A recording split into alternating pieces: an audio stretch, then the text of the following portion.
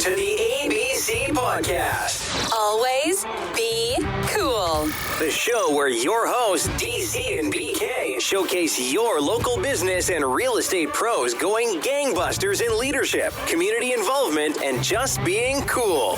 Here are your hosts, serial entrepreneurs, mortgage experts at Summit Lending, and partners in crime, Darren Copeland and Bobby Kerr.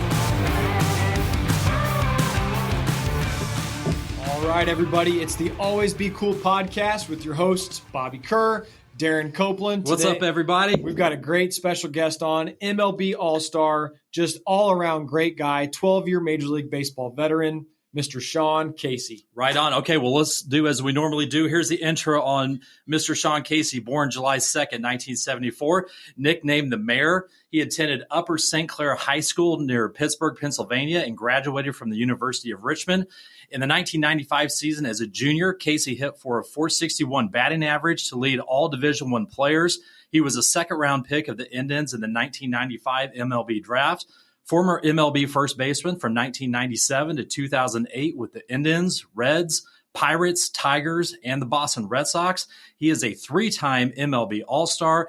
And in 12 postseason games in 2006 and 2008, Casey batted .410 with 3 runs, 2 homers, and 9 RBIs. He is a .300 career hitter and a 1999 Hutch Award winner.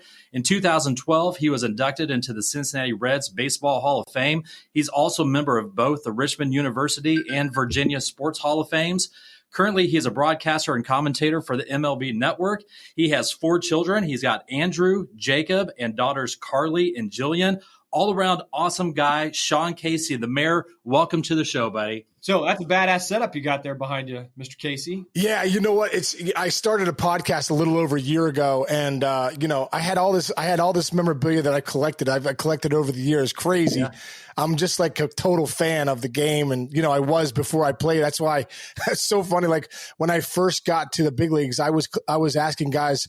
I remember I came out the gate struggling. I was hitting like 170, and I remember just thinking, okay, they're going to get onto my act here soon. They're going to send me down to the minors, and I'm going to be out of here. So I'm going to collect as many balls and bats as I can. So holding guys on at first base and be like, hey, bro, you send a ball over. I remember talking to Tony Gwynn, like, any chance you could send a bat over?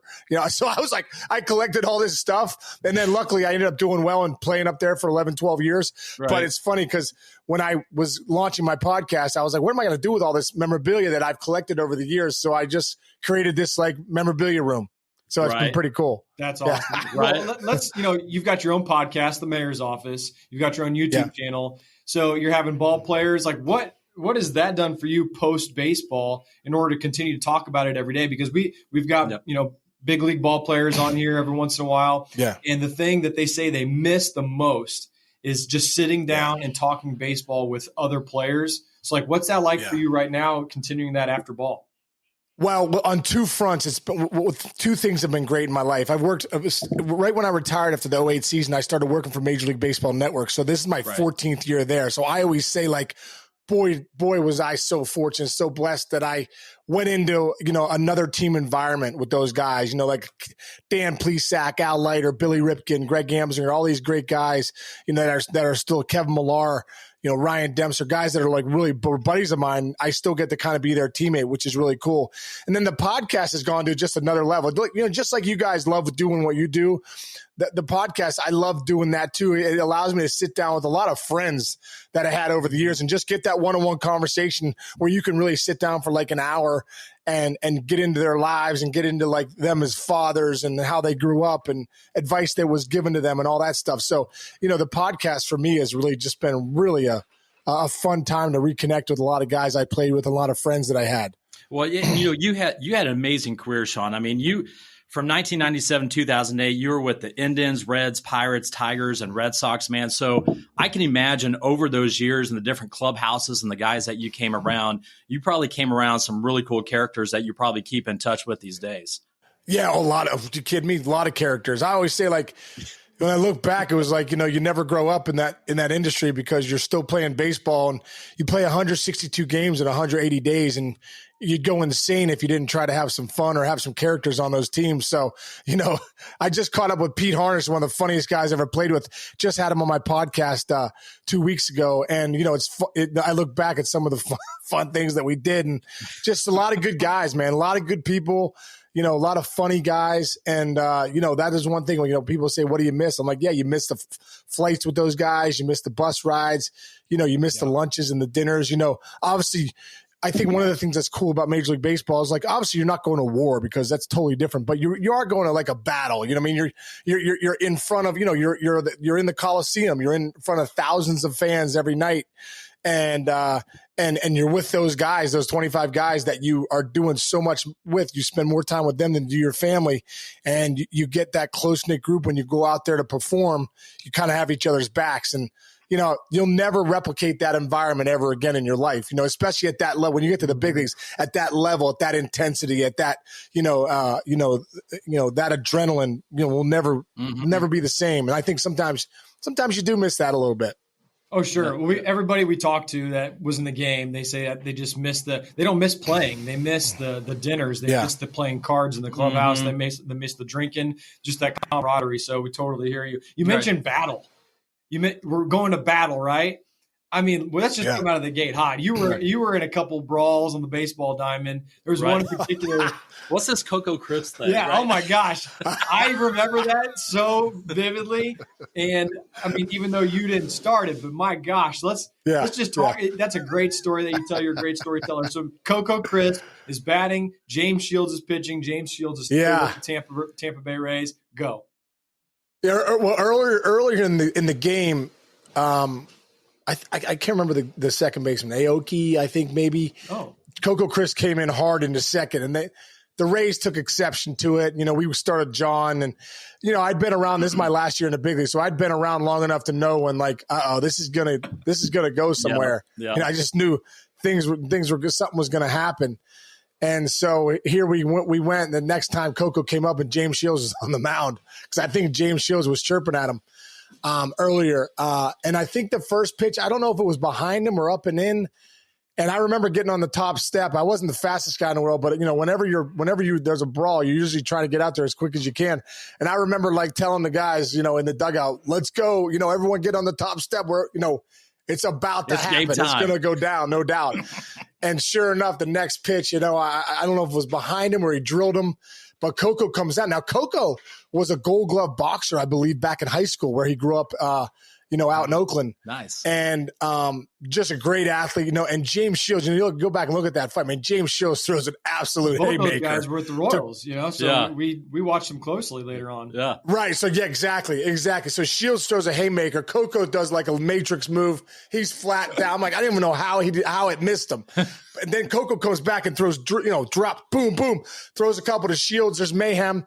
And then, it's funny when I look at I think I have it behind me. Can you guys see it? It's right there. See the brawl? It's right there. See it. Yeah. So it's right there. And what's funny is Pedroia's coming. There's Tito. There's Pedroia. There's me right there. DeMarlo Hale is pulling down. One of our coaches is pulling Shields down. But right here, Johnny Gomes and the catcher. Come back to your mic there, Sean. Oh yeah, sorry. James Shields. So DeMarlo Hale has James Shields. Yeah, Johnny Gomes is unloading on Coco Crisp, I think, and I'm running by them. I should really be going after Johnny Gomes, but I was going after Shields, and then I end up going after James Shields, and then it was like kind of one of those things where, like, okay, now you're really in a fight, and when you're running out there, you think you're gonna do something, and then when you get there, you're like, okay. So I pulled back to, like, throw a punch, and DeMarlo Hale was already pulling him down. And I always said, like, I end up throwing this, like, weak punch, and it was like really I fell on the ground, and the next thing I was in a headlock. And I always say, like, I almost feel like I reversed it into a Macho Man Randy Savage, fall into the mound. It was ridiculous. I mean, I didn't hit it, barely. When you go back and look at the replay, it looks like I hit Shields, but it really didn't hit anybody. Like, it was ridiculous. But after the game, it turns out they tell me I got a 3-game suspension. Yeah. I'm like, what? Yeah. So I ended up appealing it, and I'm in the room with Theo Epstein, and we're sitting there with Bob Watson. I'm like, Bob, go watch the replay. I didn't hit anybody. You know what I mean? I was like, I went out there with some bad intentions, but they turned into good intentions because I didn't hit anybody. He goes, no, Case. He goes, as soon as you go like this, 3 games. Wow. So I'm like, okay. So I did go like this. But it was, so I got 3 games. But Coco Crisp, listen, I guess, when you're in that, I always say, like, you just don't know when the bench is clear, it's such mayhem. And you're literally running on adrenaline. You don't know where it's going to go and what you're going to do. And I think it's crazy. It's a crazy, crazy feeling to be out there in that environment, especially at Fenway when it's a full house. We were in first. We were going against the Rays 1 and 2. It's crazy. Right. That's right. Awesome. Well, this might be a funny transition. So Hal McCoy, who used to be a Cincinnati Reds beat writer for 35 years, he actually said that there was no debate and there will never be a debate that Sean Casey is the nicest guy in professional baseball. So we'll go from you missing a slug. But how did that happen, man? I know you got your nickname, the Mayor, from being really friendly and talking to everyone in first base. But how did that come about? Is that something that you did in high school and at Richmond University as well? Hey, you know what? It was always my personality. My dad was always big on people love to be recognized, and the sweetest sound you could say to anybody is their name. So I always, as a young kid, my dad would and recognize adults. Like my dad hated, when my buddies would come over and they'd be like, hey, and they'd be like, hey, what's up? Johnny. And he'd be like, oh, they grunt at my dad. Be like, right. I got a name, So I always remember, like, my dad was big on recognizing people and just, I kind of think the golden rule, like, treat people the way you want to be treated. And, in our house where I was growing up I was raised in a good, Catholic Christian house. And it was a big part of my upbringing was, treat people right. And, and so for me, that was just always how I did. And I was always a outgoing, kid. I just was always an outgoing kid, and I was always looking to just connect with people in a way that was just, kind. What I always find is when you give good energy, people give you good energy back. When you come at people with, crappy energy, you usually get that back too. So I always say, if you want to feel good energy from people, bring them good energy, and they'll reciprocate it. Well, that's the whole theme of the podcast, right? ABC, always be cool. That is literally just live by the golden rule, right? That's kind of our motto. It's our companies. Right. We want to make sure that all of our team members buy into that because, like you said, you put good energy out there. That's really what you're going to receive back. Right. Like we say, it doesn't cost anything to be cool. It takes, another one of our acronyms, TNT. It takes no talent. And just be cool and nicer than necessary to everyone because everyone's got something going on in their life.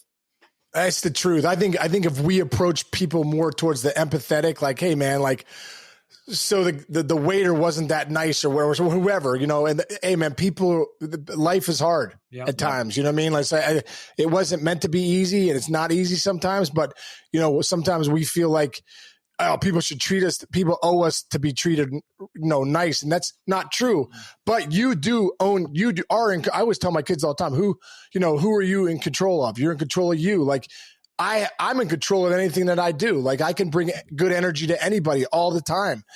It doesn't, and if they don't bring me good energy back, well, then I just say, hey man, I have to think in my mind. I got to have compassion and empathy for people because, like I said, people sometimes are grinding a little bit and like I have and like you guys have, even it could happen today or tomorrow. But at the end of the day, be kind, be nice, have empathy, be compassionate. Right. Well, exactly. Let's stay there for a second. So we're talking about your dad a little bit. We're talking about life lessons. I've heard you tell some stories and some other interviews and read some things that your dad was so impactful in your life, providing you with great life lessons, tough lessons, right? Like lessons you said no one's really going to look out for you except for you and make sure that you're always showing people, respect. So maybe discuss a little bit the impact that he had on your life and some of those incredible life lessons that have carried you through to today. Yeah. I remember a story. I don't tell this story much, but it was a great story. And looking back, I was a freshman in high school and I had another buddy of mine that was in 8th grade, I believe. And we went to the Hills. I don't know if you guys remember the department store Hills. Well, I don't know if they just have them in Pittsburgh. There was a Hills department store and they had these Rack Pack cards, right? Yeah. they had, remember the rack packs where they were clear? There was like 3, and you could go, you could see sections, oh, there's a Ken Griffey Jr. Yeah. You'd be like, oh, okay. And you could go through the pack, and like, so we were going through the packs, opening them up and putting them into a case, right?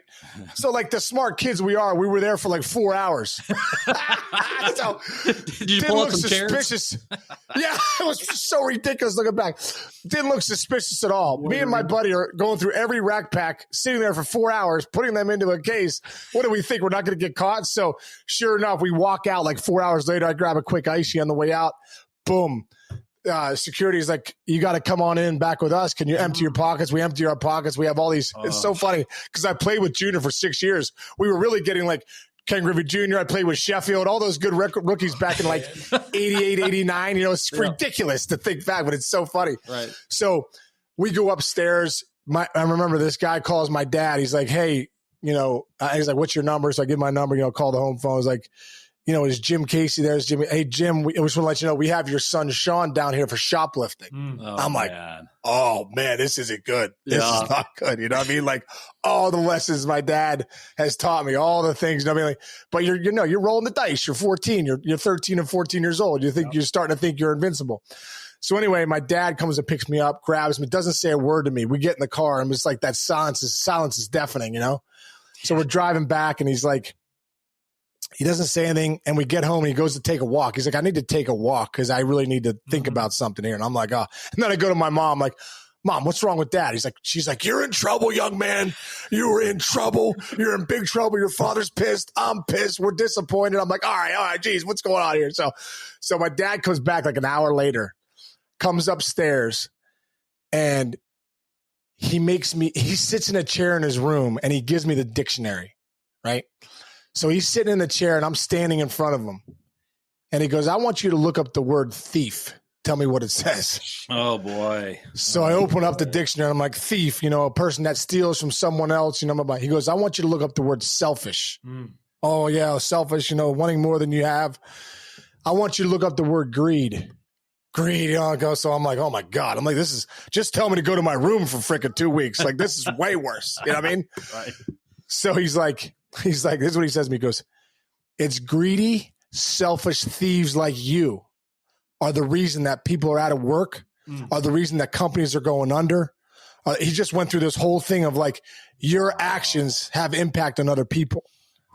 And the fact that you think you're just stealing cards, that's the reason people are losing jobs. And that's the reason companies are going under because of greedy, selfish thieves like you. Wow. I was like, but it literally was one of the best lessons ever. Like I never thought of it that way. I never thought of that. Like, I just wanted some baseball cards. I didn't realize, I'm screwing over that, and also, just so many different things. And, obviously it was a small thing, but if everyone went in there and stole from every store, then that's how stores go under. That's how companies lose money. That's why they can't hire people and they lose jobs. So it was just a great lesson. I never thought about stealing ever again in my life. I bet. I mean, that's something that sticks with you forever. Forever. I just thought as a father, it was such a creative way to get the point across, that, just like he's always said to me, recognize people, make sure that you're not in it just for yourself. Make sure that you're, that's not just about you. And obviously that was just pretty much about me. And it was just a great lesson. So I'm always grateful for that. And, I still tell him to this day, I appreciate his creativity on that parenting right there. Right. So now that, we're all older, I mean, did he ever open up to you and say, man, Sean, that was really tough on me. I didn't really know what I was going to say to you. I mean, does he kind of smile about it these days, or how does that whole dynamic work? Yeah. Oh yeah. Yeah. We laugh about it these days. Yeah. We laugh about it these days, but yeah, I think that's why he took the walk. I think it was a good lesson in parenting. It's so easy to want to get pissed off and yell and, I'm so disappointed, get the hell out of my face, all that stuff. But I think the fact that he took a second, had some patience, stepped away from his emotions, and he came back in a clear mind to deliver a lesson to me that was so impactful, and I think right. instead of just reacting, Sure. I think that's not only parenting, you mentioned parenting, but whether it's your relationship with your spouse, your significant other, your coworkers, your team members, employees, whatever it is, just take a moment and pause before, like you said, take those emotions out of it so you can think clearly. So actually, that's a pretty good transition to you as a baseball player. I've heard you talk about the training that you did basically from the time that you were a little kid all the way up until you're in the big leagues. That prep got you ready because so much of being a successful ball player was not necessarily the physical tools, because everybody through the minor leagues can hit the ball 420 feet. Everybody can field a ground ball and make few errors. But that transition to make sure that the mental aptitude, when you're in the box, you're taking your control of your breath, right? Being able to really hone in on those skills, I think, is what set you apart from so many others. So maybe discuss that process a little bit. Well, I was talking to a few years ago when Bo Bichette and Vlad Jr. and those guys were in the minor leagues and with the Blue Jays. I was in camp with them doing coaching, and Ben Cherington asked me to speak to the minor leaguers about the mental side of the game. And this was, it was pretty cool because, I think the stats, I might not be exact, but I know I'm close. So I got all the minor leaguers together. And if you guys have ever been to a minor league camp, you see how many guys there are. You're like, oh my God, there's like ants here. Well, there's 30 clubs with 5 levels of the minors. There's tons of players, right? And you would think that. And so what I said was, hey, listen, guys, what I'm going to do is I'm going to bring you guys over with the big leaguers tomorrow. And I'm going to bring my family in, right? I'm going to bring my mom, my dad, my aunts, my uncles, my kids. We're all going to come in. We're gonna clump you guys together, the big leaguers and all you guys, and we're gonna hit, we're gonna run, we're gonna throw, we're gonna do it all, right? And you're gonna hit the ball 400 feet.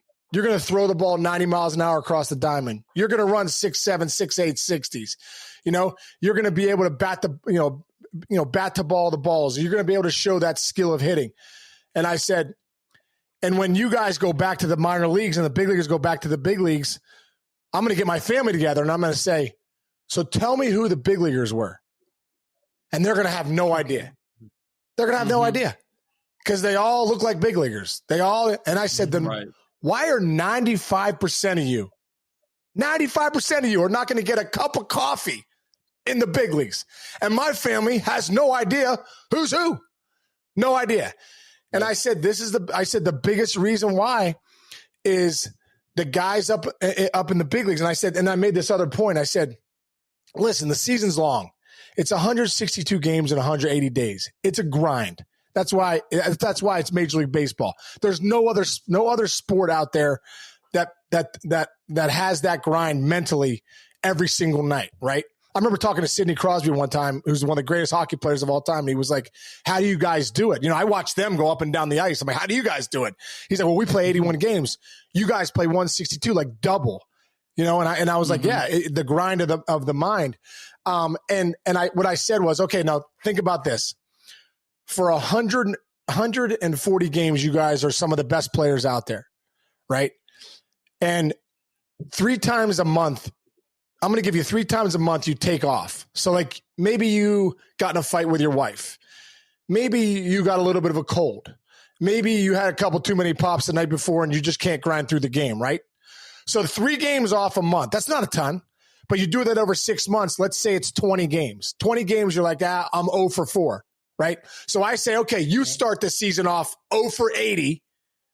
Right? So if you think about 20 games, you just got to take 20 games off and you start the season off 0 for 80, right? But the big leaguers, they don't ever take those games off.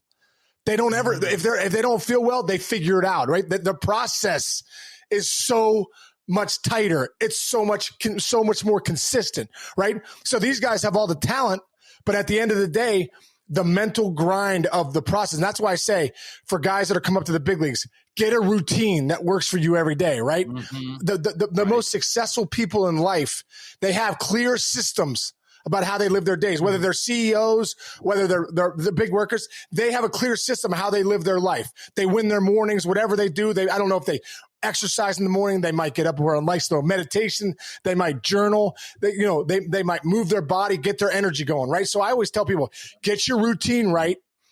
And then get your process right for the game. right? And I know for me, like if I ran through my process, I would, before I got in the box, I would take a deep breath because I would turn my vision on. It would slow me down, just like we do in life. You know, you get that anxiety, you get that stress. It's the human body. You can hack your system. Get the good inhale in, hold it, and get a little longer exhale where you can really relax and get into it. Well, for baseball, it's the same thing. You're in the pressure cooker. Right. And I always say, when I tell my buddy sometimes, I told a buddy the other day, he's like, man, I'm really stressed out. I said, well, what, do you ever sit down and take a couple breaths? Right. So a couple weeks later, I see him, hey, I'm still stressed out. I said, hey, did you breathe? Like I told you to breathe. He's like, well, I didn't have time. It didn't work. And I said, that's not true. Because if it works in front of 60,000 screaming maniacs to hit a baseball, it works when you're by yourself in your house. You know what I mean? It works if you work it. It works if you put the time in. So when I look back at the process of an at-bat, right, it was non-negotiable. I stepped out. I took a deep breath. I locked in. I said, okay, in my mind, hunt the fastball, look middle away, react in, right? So the first pitch will come, boom, ball, strike, whatever it is, boom. I in my mind, okay, that 93 little sink, I'm step out, did my stuff.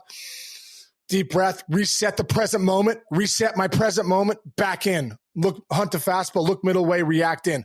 Boom, curveball, right? So whatever it was, I never got off it. And I prided myself in that. And if you watch big leaguers, you'll watch their process is foolproof. Mm-hmm. These guys do it time and time and time again. And I think that's the thing is like the biggest difference between guys that make it and don't make it. The guys that can show up with that process every night, the guys that can talk to themselves differently than the other guys, because it's such a negative game. It's such a big game of failure, guys. At the end of the day, you have to realize that's part of the process. The failure is information. Failure is data. Failure doesn't mean you're not a good person. Failure doesn't mean you're not a good player. Failure doesn't mean it's not who you are. Failure means, hey, what can I do better next time, right? What's the data? How do I respond to this thing? And I think that response is what makes guys big leaguers or not big leaguers. Because at the end of the day, you have to recover faster, right? And I always say, if you're in the minor leagues and you haven't made it, it's because you're I don't like to say slumps, but your periods of not doing well are longer than the guys that respond quicker, right? They recover quicker. So I would say a big leaguer is going to recover maybe in 4 to 5 days. Maybe a guy in the minor recovers 4 to 5 weeks. Well, that's why he's not a big leaguer. So there's a lot of different things with process, how you respond, how you recover, right? How you look at failure. Do you take it personally? How positive can you be with yourself day in and day out? Do you know that things are going to get better soon? Whenever I used to struggle, I say the storm's coming. I'm about to get somebody, you know, like, because I'm 0 for 8. That means the average says I'm a 300 hitter. That means I'm about to hit 500. I'm about to go on a tear. Right. But I was the only one that could tell myself that. No one else can tell you. And I think that's one thing I love about baseball is that, like, you're on an island out there by yourself, brother. You better get good at you know? Right. You know what, Sean? You just dropped about 10 absolute gold nuggets in that, which is fantastic because we talk about that, whether it's in business or you're an athlete, but having that morning routine, right? You know, everyone does better when they have a morning routine. You get up, whether you exercise or you read a verse or read a chapter of a book or whatever. But what we like to say is it's like you're putting on your mental armor for the day, right? Like you get up, you feel good about yourself. So as the day comes, again, whether it's business or baseball, and if something happened, it just kind of pings off you a little bit easier. And, you know, that pain never goes away. But just like what you said, the recovery time is so much quicker on that. So staying on that vibe is, you know, obviously, you know, your dad was a huge role in your life growing up. Was there any other coaches or mentors along the way that helped you prep that mental fortitude that you had to make it to the major leagues? Yeah. You got some time? Let's go, buddy. There was a coach. There was a guy. It's just crazy how you meet people. You know, looking back, I honestly feel like God's got his plan for all of us, and sometimes we want to fight it. And I always feel like the way of life, it's like that momentum going downhill. And whenever we try to fight it, we pull back, but eventually it's just going to go. So sometimes you got to jump on in. We moved from New York, New Jersey when I was 5. And I remember my mom being so upset. Our family was all there. And, you know, it was just my dad got a job in Pittsburgh. But nobody lived in Pittsburgh. Our whole family lived in Jersey, New York.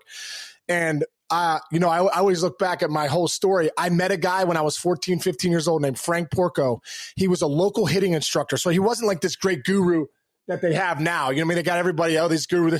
This guy didn't even play college baseball. He just loved hitting. He did it on the side as a side hustle to like teach hitting. But gosh, to this day, I don't know if I've met a better hitting instructor than Frank Porco, even from the guys I was in the big leagues with.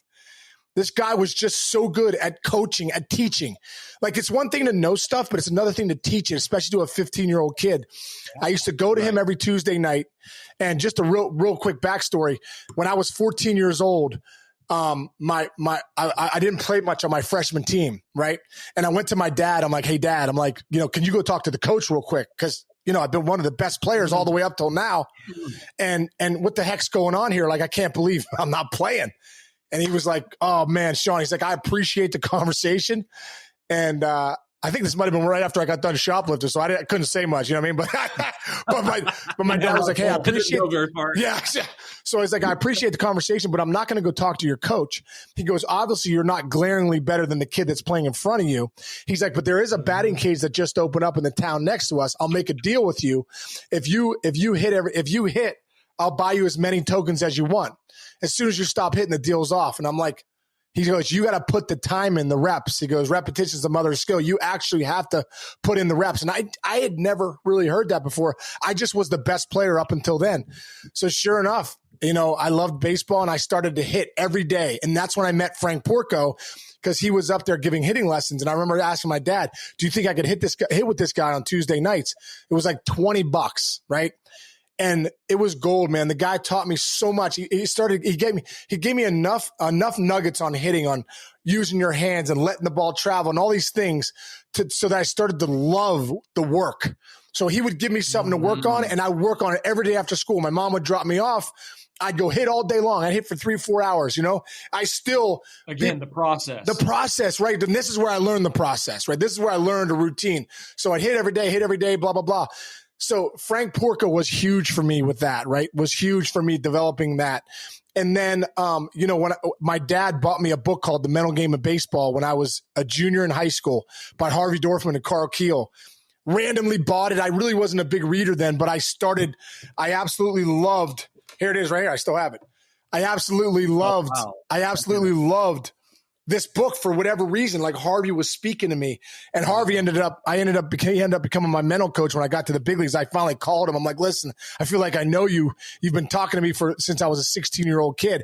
And I always tell people at the end of the day, this needs to be worked on. You can't just go hit in the cage and stuff like that. You have to work the mind. You have to work, the process of, your thoughts, like we talked about before. So Harvey was huge for me. Frank Porco was huge for me. And there was another guy named Bill Harrison when I got to the big leagues. His son, Ryan Harrison, is a phenomenal coach. He still runs. Bill died a couple years ago, but Ryan and Bill, I'll tell you the truth, Bill's first client was George Brett, who I saw was on your show. No way. Yeah, Bill's first client was George Brett. Bill and George were very close. And this is back in like the 70s, maybe 80s, 70s, 80s. Yeah. Rod Carew and George Brett. And he was an optometrist out in San Diego. And they have a company called slowthegamedown.com. If you went to slowthegamedown.com, so much good stuff. But he really got me focused a lot on my vision, right? Like, hey, take a breath to slow down, to get visual. Now see the ball early, see the ball late, right? So Bill was another huge, big part of my career, that helped me a ton. And then there was another guy. There was a priest up in Boston. His name is Paul O'Brien, really dear friend of mine. It's a dear friend of mine to this day. And back when I was in the Cape Cod League, there was a friend of mine at Richmond named Jamie Capetta, who was good friends with Father Paul. And Father Paul was the one that really got me into the Bible and really got me into the readings, the daily readings. And I tell you what, I'm so grateful for it, because it was the biggest part of my routine is exactly what we just talked about. When I got to the big leagues, my routine at 6 o'clock, for 6 to 6:30, I said, no one could talk to me. No media, no nothing. I have to, this 6 to 6:30 might be the most important part of my day. So what I would do is I'd found a bathroom stall if we were on the road, or at home, there was like a little chapel area that I could go to in Cincinnati. So I'd go sit down by myself. I'd bring the Bible with a scripture reading to make sure I had perspective on my life. Like, it's not the end of the world. If I don't get hits tonight, I'm not going to die. I still have a life. Like, I'm still good. I keep it in perspective. I used to go to this one part of the mental game of baseball about really seeing the ball, being easy and hammering it. Right. So I used to go to that. And then I used to do a breathing technique, like a meditation. It was called the release technique. It's now called the Sedona method. But what you do is you think about something, some energy. We're all big balls of energy.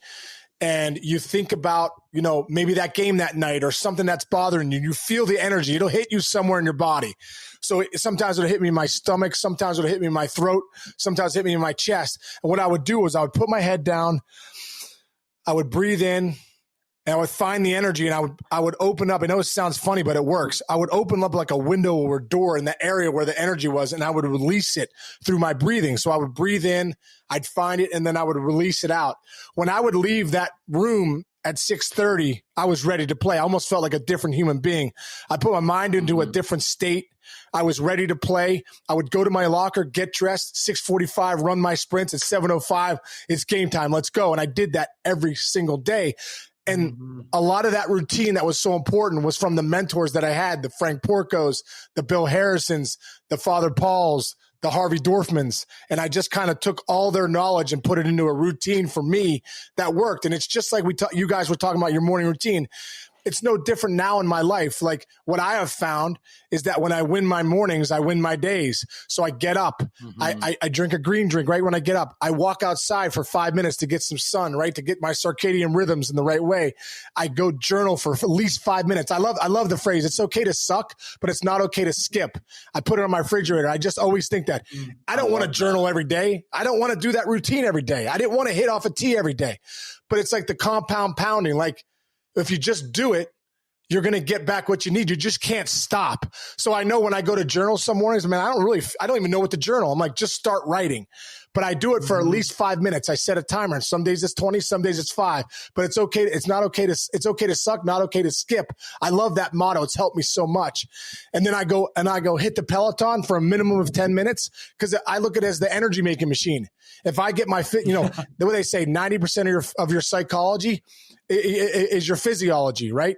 And so, like, I got to get myself moving. I got to get my energy going. So I do that. And, what I find is it gets my day going. If I could take care of my energy, then I could take care of my day. And it started back in baseball, but it still applies to life. Absolutely. Yeah, and we absolutely love that, Sean, because I always like to throw out a shout out to my boy Steve, my coach we have Orange Theory Fitness here in Kansas City. I don't know if you have those. So hard. Yeah. So, right. So it's so sore. It never goes away, but it literally, I can tell the days when I do the morning routine, and just like you said, if you skip a day, dude, you're totally off, man. So I don't know if that ever happened to you, if you're always on the road, or if you had a late flight and, didn't have the time to prep for the game like you normally would, man. I guarantee you knew the difference going into that. Incredible. That's an incredible port, Darren. That's so true. Yeah, the days that that's why even at the big league level, it's even tougher. You're one day in Cincinnati, the next day you're in LA, and people they turn the game on, like, oh, the Reds game's on. But yeah, no, we're in LA. Like, we actually flew there. Right. It's like such a crazy thing. So, like, that's why the routine's even that much more important. That's why you have to be even more of a killer when you're traveling like that, because you can never have excuses for not getting it done, right? Because if you find excuses, oh, I'm tired, we're traveling, that's cool. I got a guy down here, the prospect. He'd like to see if he can do it.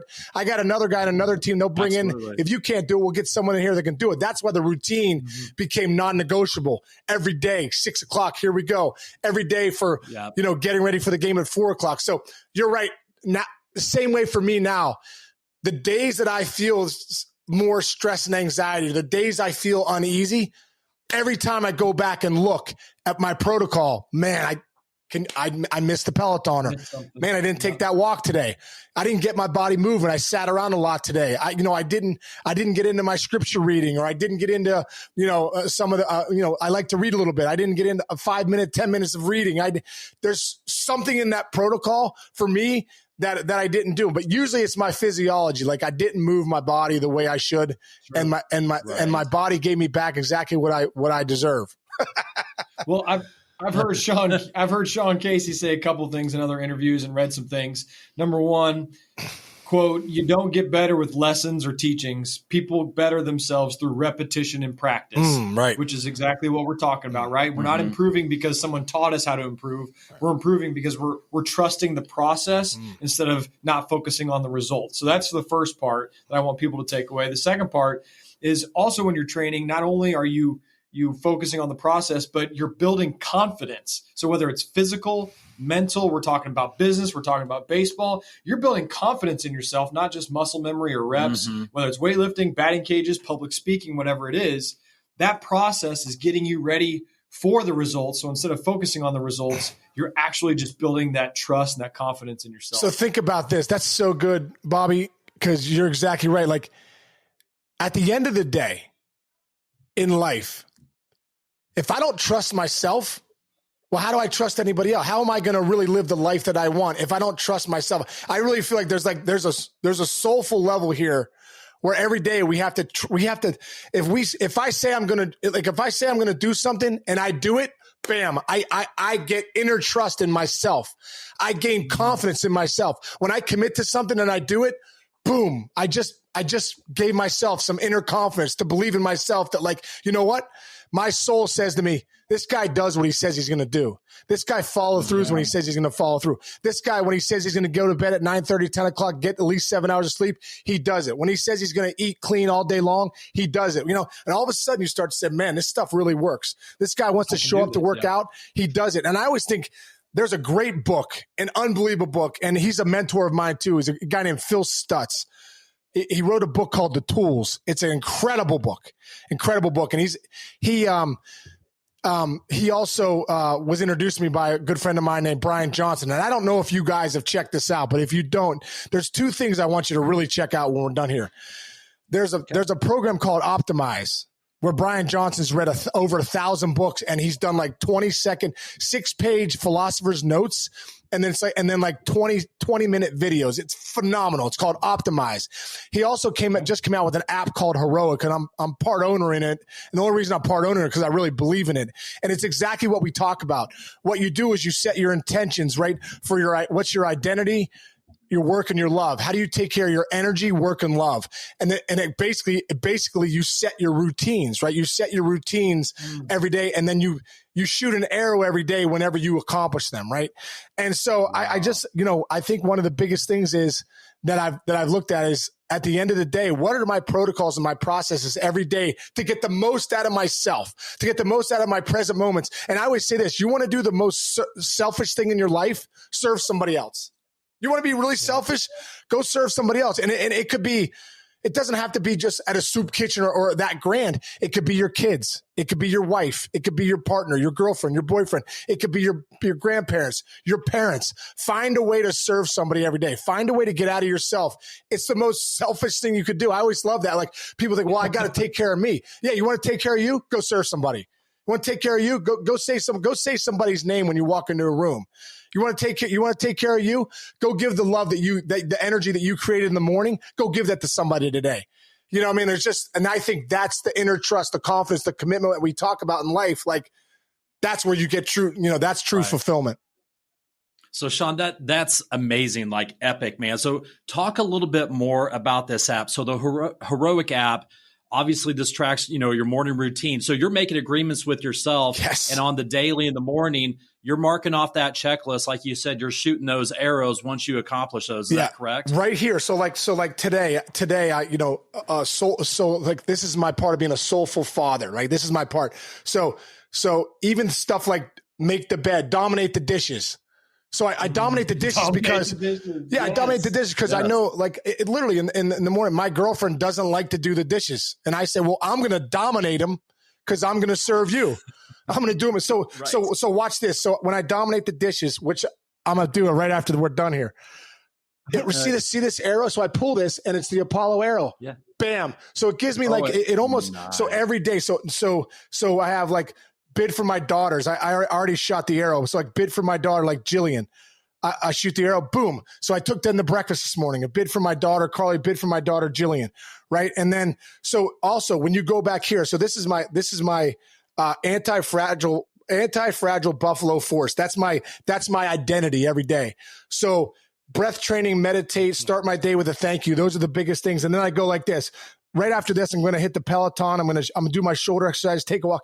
I've already had a green drink, 13-hour fast, scripture reading. I did, I do a cold plunge later, but like drink 20 ounces of water when I get up. It's just, this is my routine. So what happens is I start to live by this, and obviously I understand that life happens too. Like you're not going to, But dude, if you have your protocols, so when you have a bad day, what I say is, man, when things go good or bad, I make sure I double down on my protocol. Well, guess what? The Heroic app allows me to have it right in front of me. So it's almost like you're playing a game with yourself. Think of it this way, guys.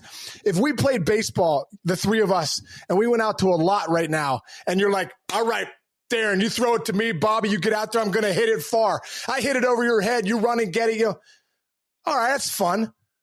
But now I say, okay, guys, we're going to get 6 other dudes. We're going to get 9 on each team. We're going to put foul lines down the line with foul poles, right? We're going to put 385 in the gaps, 410 dead center, 330 down the lines. We're going to put dugouts over there because that's where we're going to sit as a team. It's going to show us it's us versus you guys. We're going to put a mound that's up a little bit, 60 feet, 6 inches away to a plate right there. It's dressed like a home plate. We're going to get an umpire to help us do the game, and we're going to have the greatest game of baseball ever. We've just created boundaries for the game. So now it's just we're not just running around going, hey, this is fun. I'll hit it over there and you run and get it. But there's no points. There's no scoreboard. There's nothing. I look at the Heroic app as my game. It's my boundary for life, my game. How am I taking care of my energy? How am I taking care of how I work, right? And how am I taking care of my love, the relationships in my life? How am I being a good father? How am I being a good partner? How am I showing up? But guess what it is? It's a protocol that I can follow every day where I have foul lines, foul poles, mound. It's incredible. And I like to have fun with that. Like, that's a fun thing for me. I'm like, man, how did I do today? Let's go. Let's go. And who did I impact today? And, and at the end of the day, I lay my head down and go, what a great day. Let's do it again tomorrow. You know what I mean? Right. So, well, and the thing is in life, Sean, if you're not keeping score with yourself, how do you know if you're winning, right? Exactly. It sounds like the perfect way of keeping score. Darren, exactly. Right? I tell you what, there's another thing that I've done. Like, this is my game. This isn't for everybody, but this is my game. And what I found is it works. I also track my sleep with this Oura Ring. It shows me so much on like how I sleep, when I eat, I never, have caffeine after like noon. You know what I mean? Like, to make sure that I sleep well. I don't really drink coffee. I drink decaf if I do. But I'm saying, like, there's so many different things that show you with your sleep, how well you're doing things during the day. So I just love it because like I said, it's almost like the analytics of life. We talk about the analytics of baseball. Hey, man, these guys, why are they better? Because they have a lefty and a pen that has a cutter that takes out righties in the 8th inning. And this guy, so they put him out. Well, how do they know that? Well, they've analyzed the data. How do they know that? They actually look at stuff and they've taken their game to another level. That's how I look at life. Hey, if I start seeing, when I sleep 7+ hours, my routine's a lot better in the morning. My energy is better for my workouts. When I don't miss a workout, my energy is better for the day, right? And when I show up for my kids and I make sure I'm taking care of them and thinking about them, serving them, I don't know, man. It makes life exciting. So people say, well, I just got no meaning. I don't know what the purpose of life is. The purpose of life is to show up every morning, is to wake up, put your feet on the ground and say, hey, thank you so much, because the abundance that we live in is phenomenal. Your heart, Darren, Bobby, your heart's going to beat 100,000 times today. You're going to take 25,000 breaths. You have 50 trillion cells in your gut digesting your food. You have 100 billion neurons in your brain that are going to help you all day long. You're not going to do one thing today. You're not even going to think about it, but something's driving your bus all day long. If there's not purpose and gratitude and meaning in that, what are we doing? What are we doing? Why are we here? What are we doing? Like, let's go. I'm fired up. Let's go. It's the truth, though. It's the truth. Like, I think in our society, like, we have, it's so easy to just say, well, I got anxiety, I got stress, I'm depressed. Okay. I honestly would say, if you moved, if you ate better and you slept better, just try that for 2 weeks and tell yourself in your mind the things I just told you. Man, there's something working for me. That's I don't care if you're an atheist. You can't deny what I just said as far as, okay, you don't believe in God. Okay, that's cool. But at the end of the day, how are you doing what you're doing all day long? Is there not a gift there? Is there not a thankfulness there? And when you live, they talk about if you did a gratitude list one time a week, yep. The science is there that you're 25% happier. You just got to do one. So what if you did 2? How about 3 days? How about in your morning journal, if you took 2 minutes and wrote one thing you were grateful for and 5 reasons why? You don't think you're setting an intention for your day? You don't think you're going to have better days? It's the bottom line. I don't know. I know I kind of got off on a tangent there, but it does fire me up because this is a wonderful life. We got one shot. You got one shot. What are the boundaries? What are the boundaries you're setting for your day? What's the game of life that Darren's playing? Bobby, what's the game of life you guys are playing? Because I can only take care of myself, but I know that if I take care of my game of life, I can deliver that day in and day out to other people. Yes. Yeah. Yes. And you know what? The thing is, it's so big, Sean, to have the faith, to have that rock of foundation, because at the end of the day, what a lot of people don't realize, it's not about you. It's not about us, right?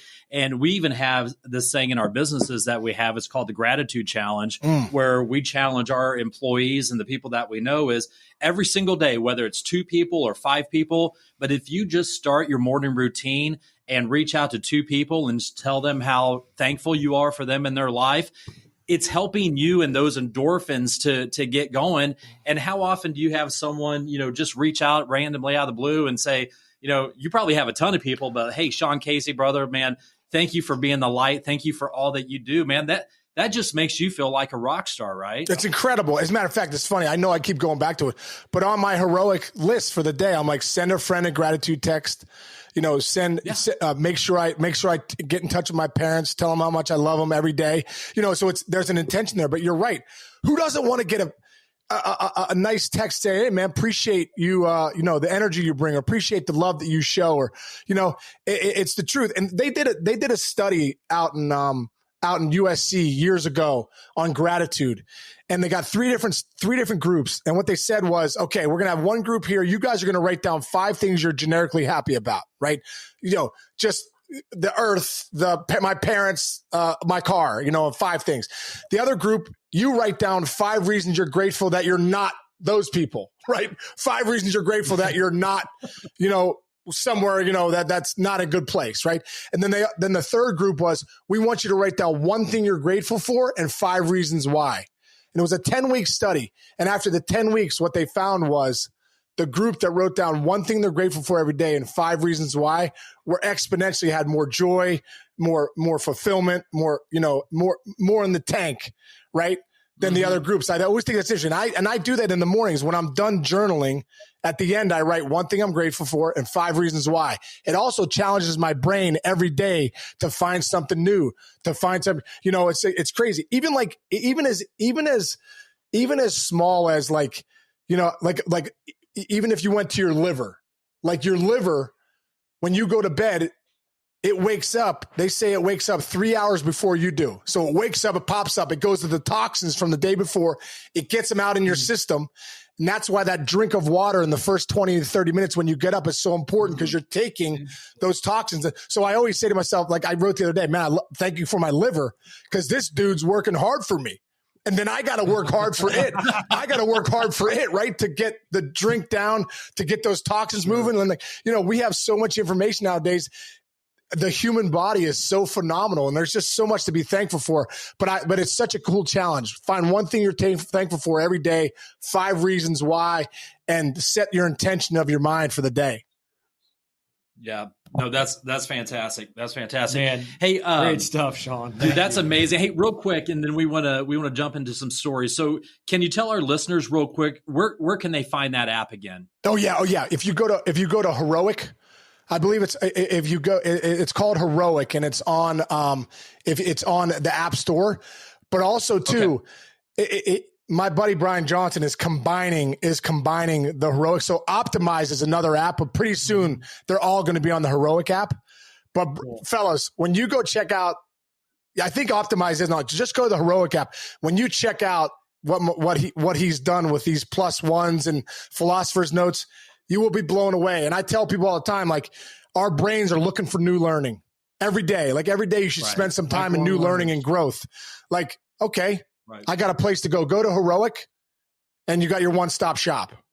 You know, awesome. That's fantastic. Thanks for sharing that. That's an incredible nugget. We're huge on routines, like Darren said. Yep. Our mental armor for the day is our green zone. When you wake up, the time you wake up until you actually start your day, quote unquote. It's so important to have those routines. So thank you so much for sharing some of that stuff. So we want to make sure we're respectful of your time today. I'm having a blast, guys. I'm having a blast. Man, good. This is awesome. We're so thankful to Les Norman for connecting. Right, because we only have 4 hours left. I hope you're okay with that. That's great.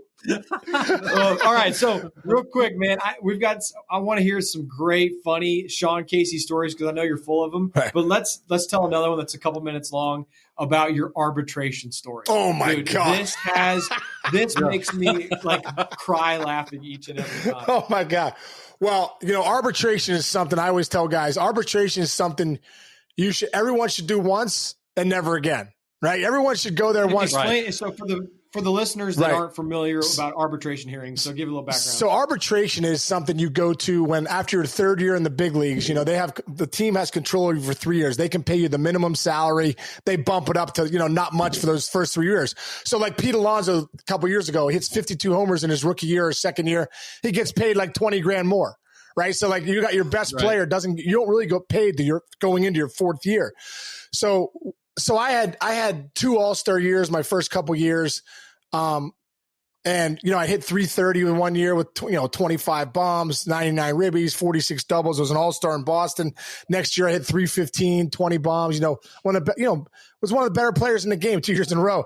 And so my fourth year coming up, it's crazy because even in your mind, dude, my dad made $33,000 a year. So I understand the value of a dollar, So I was making $170,000 at the time. And then all of a sudden you exchange the numbers for arbitration.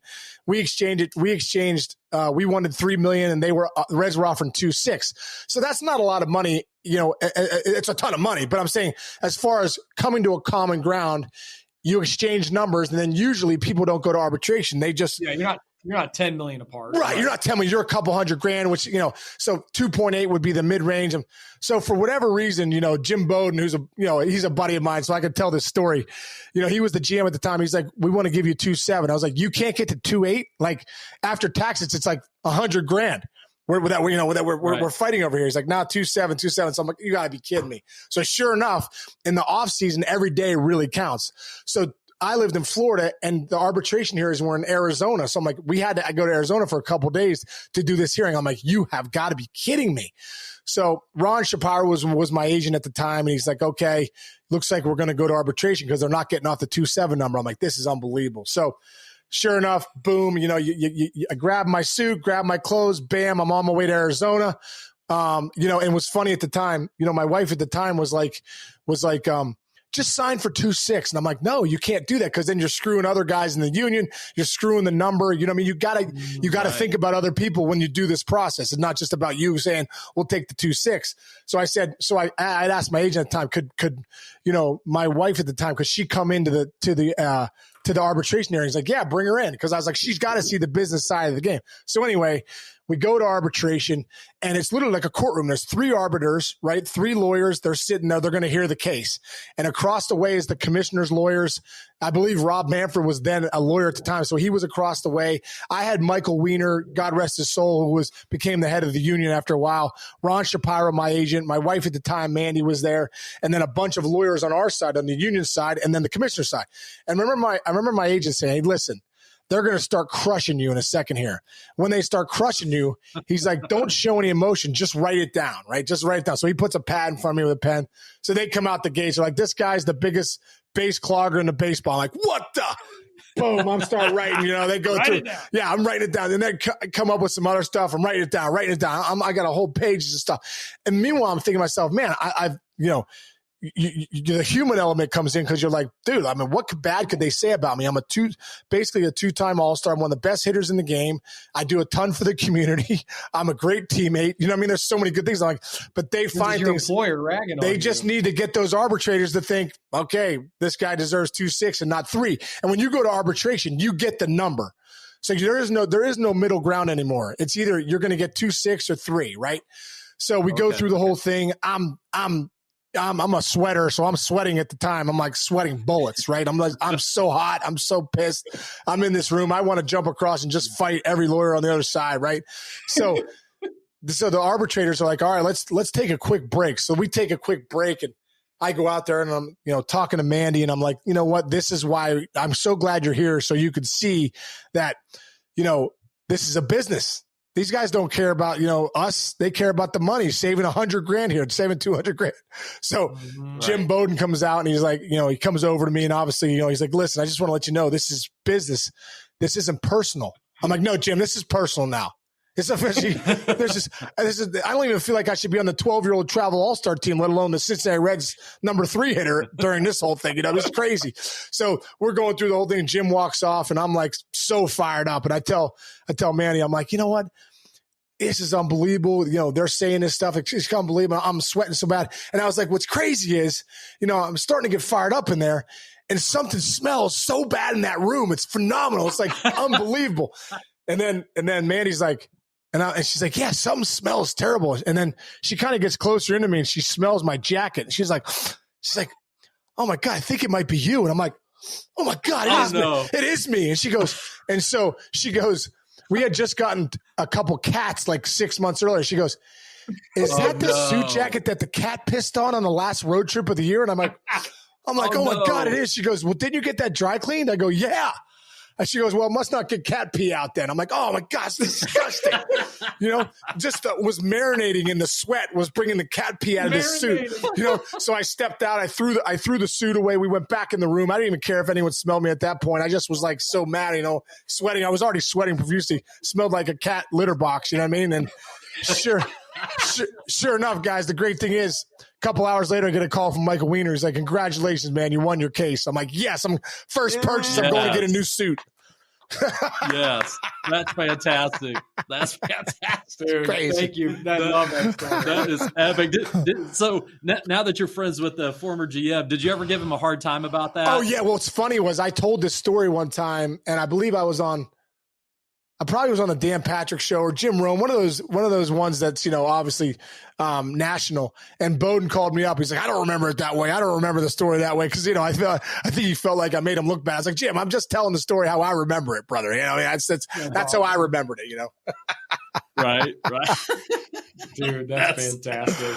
That's epic. Hey, also, again, we want to be mindful of the time, but during your career, Sean, did you have a specific manager that really stood out, or you had a really incredible relationship? Because I know you had a few stops along the way, but who was the one person that stuck out? I had some incredible managers. Jack McKeon, my first manager, is one of the, I owe a lot to Jack, just the way he treated me as a young kid.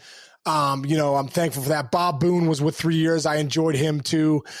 Even Dave Miley, I enjoyed Dave and Jim Tracy in Pittsburgh. But when I went to Detroit for those 2 years with Jim Leland, Terry Francona, I was so lucky. Like those last 3 years, my last 3 years in the big leagues, I was with Leland in 06 and 07, and then Terry Francona 08 in Boston.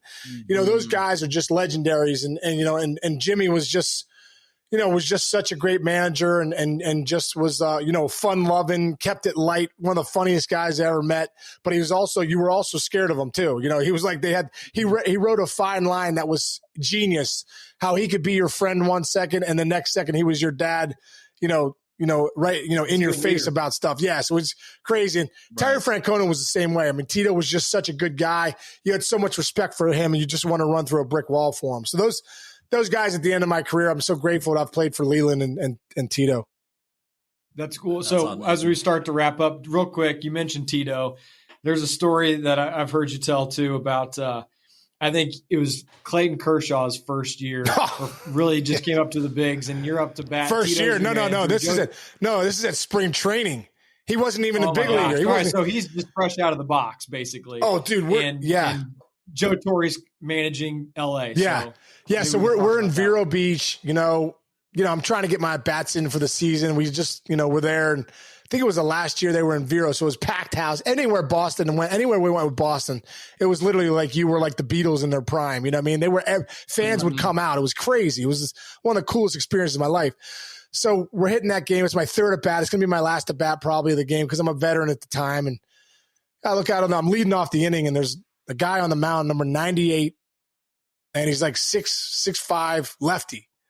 So I go to Dave Magadan, the hitting coach. I'm like, "You got anything on this guy?" He's like, "Nah." He's like, I don't have anything in the book on him, And he's like, so I go to Tito. I'm like, "Tito, you got anything on this guy?" Like any scouting report. He's got his fastball, slider, curve. He goes, "I don't know." He goes, "He's just a rookie on the back fields. They're trying to give some, trying to get some innings for him." I'm like, "All right, that's your scouting report." I was like, "All right, cool. Just trying to get some at bats in." So I look up, I get up there, I say hi to the ump, say hi to catcher, I can't remember. And first pitch comes in, I'm getting ready. I'm gonna take a look at this young lefty, kid's like 18, 19 years old. Freaking bow, 97, like outside black. I step out and I'm like, man, that looks a little different. I look over at Joe Torre and Larry Bow, and they're just like, they're giggling like, ooh, like obviously they know something I don't know. I obviously have no idea who this cat is. But they do, right? And we don't. Nobody in our dugout does. So next pitch, he throws me one of the nastiest hooks I've ever seen. Like literally, I thought it was going to hit me in the face, and it buckled me back, and it drops in for strike 2. And now I'm like, wow. And like now Torrey and those guys are yucking it up, they're laughing.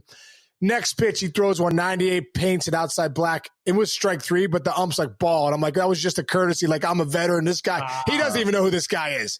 But we know that it's different. It's different than what we've ever seen. Different sound. It's different sound, different velocity, different. Like he's got that weird leg kick, And then the next pitch, and I didn't strike out a lot either. I was usually a tough strikeout, but I guess this day I wasn't. He throws me another hook. I buckled. Like if you ever see the video, I totally buckled, knee buckle. It comes in, boom, strike 3. And I remember walking off, and like I said, I looked over at Bo and Tori. They're dying laughing. They got their hats down now, laughing. I went back to the dugout. I said to Tito, I go, "Bro, who is this kid?" He's like, "Good, I have no idea." He's like, "I'm just glad I'm not you right now." I go, "Ha!" He's like, "Oh, God." Yeah. I was like, "Man, you should be glad. I just got totally abused. I think I'm the career 300 hitter. That kid, whoever that is, made me look like a 4-year-old." When I found out it was Clayton Kershaw.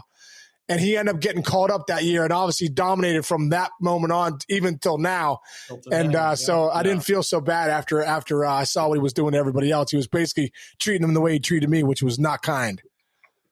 That's amazing. That's amazing. Yeah. So I've got one more before we go here. So clearly, Sean, you have a massive heart, man. So tell us about your involvement with the special needs athletes and your involvement with the Miracle League of the South Hills. Yeah, man, we just had one of the coolest things ever. So I helped start a Miracle League. It's called the Miracle League of the South Hills. And, if you ever want to check it out, it's miracleleaguesouthhills.org. You can check us out. We started that. We're in our 10th year, and we serve over 350 special needs kids with cerebral palsy, Down syndrome, autism. It's been such an unbelievable, thing for us. And we just did one of the coolest things this past weekend. We decided, the role for Miracle League is, every kid deserves a chance to play baseball, right? So it's a rubberized surface. Every kid gets a buddy that comes out and volunteers for them and all that. So we decided, I think we're probably the first Miracle League team to ever do this. We decided every kid deserves a chance to travel too and go play other Miracle Leagues. So we got together with Kim Nuxall, who was Joe Nuxall's son out in Cincinnati.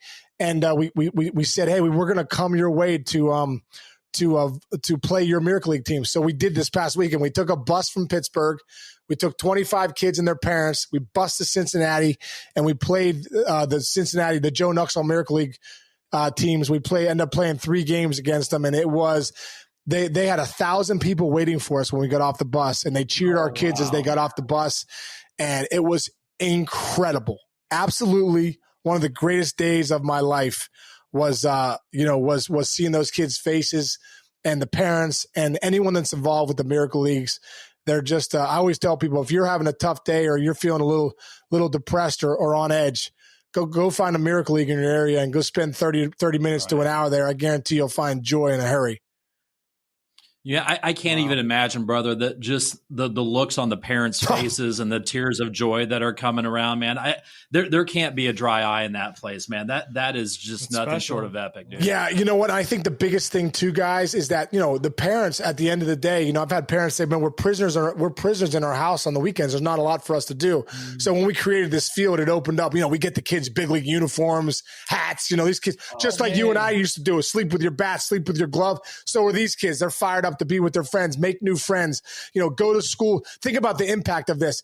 These kids a lot of them are in mainstream schools. So the buddies that come to volunteer, the mainstream kids that volunteer, when they now see these kids in school on Monday, hey, what's up, Johnny? Great game on Saturday. Hey, Johnny, this is my friend Sally. This is my friend, you know, Sarah, blah, blah, blah. And all of a sudden, it's a different world for these kids as they get out in the community. And for the parents that have to take care of the kids 24/7, 7 days a week for 1 hour on a Saturday, they're able to sit back and watch and be a parent and watch their kids play baseball, have fun, enjoy it, yuck it up with their friends. That's special, amazing, dude. Man. Yeah. Sean, you're one of the good ones, dude. Yeah, you are, man. We're so glad you came on and spent some time with us, and we got introduced to you, man. You are the definition of a true rock star, my friend. Appreciate it, fellas, and you know, appreciate what you guys are doing, spreading the good word, and you know, always be cool. What good guys you guys are too, and I want to thank our buddy Les Norman for putting us together. Les and I played back in Buffalo together. Yeah. Back in 1997, we won the American Association Championship together. So a lot of good memories with Les, and such a good dude. And like I said, when Les Norman comes calling, you got to say yes to whoever he's putting his way. And you two are some good dudes. So I appreciate the time with you guys. I talked to him on the phone yesterday, and he told me to tell you hi. Great. And honestly, I don't know that we've done an episode that doesn't have a Les Norman reference, whether it's a quote or just some little nugget that he's dropped, because he's like you. You guys are cut from the same cloth, just a sweetheart of a guy and willing to do whatever it takes to serve others. Yeah, awesome, guys. Absolutely. Awesome. Well, thanks, guys. Hey, good luck Sean, to you fellas.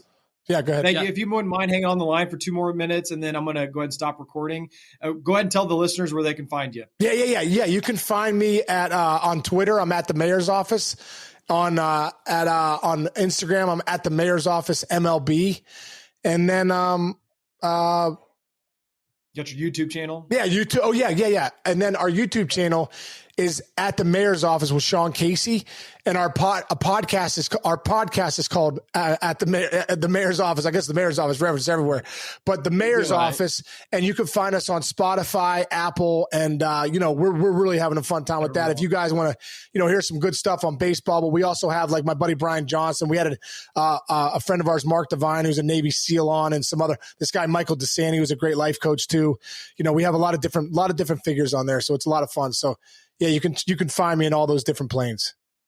Awesome. Perfect. Be sure to check them out, everybody. This is the Always Be Cool podcast with Bobby Kerr and Darren Copeland. Mr. Sean Casey in the house. You guys take care. Find us on Spotify, Google, Apple, and as well as Facebook and Instagram at Always Be Cool podcast. Guys, take care. Awesome, Mr. guys. Sean We'll see you Casey. next time. Peace out. Thanks, guys. If you are hearing this message, you've listened to the entire episode. And for that, Darren and Bobby thank you from the bottom of their hearts. They hope you enjoyed this new episode. And if you did, please leave them a review on Apple Podcasts, Spotify, or wherever else you're listening. Please share this episode with others who may be interested in our community.